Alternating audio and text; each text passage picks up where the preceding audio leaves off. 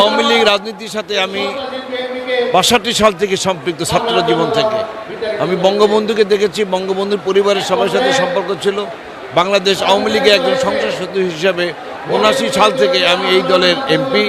আমি এই দলের বঙ্গবন্ধু শাহাদাত বরণ করার পর থেকে সংগঠনকে আঁকড়ে ধরে রেখেছি এবং এই সংগঠনে ধরে রেখেই আজ অবধি আমি আমার রাজনৈতিক অঙ্গনে সারা বাংলাদেশের মানুষের সাথে পরিচিত হয়েছি।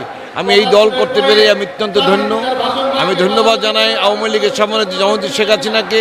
বঙ্গবন্ধু আত্মাহুতি দেওয়ার পরে এই দেশ যেভাবে দিন দিন রসাতলের দিকে যাচ্ছিল, সেখান থেকে আমাদের প্রিয় প্রধানমন্ত্রী জননেত্রী শেখ হাসিনা সামরিক জনতাদের হাত থেকে দেশকে রক্ষা করে দেশ আজকে গণতন্ত্র চালু আছে এবং উন্নয়ন, এবং আজকে দেশের উন্নয়ন এবং স্বাধীনতা আওয়ামী লীগের হাত ধরে এসেছে।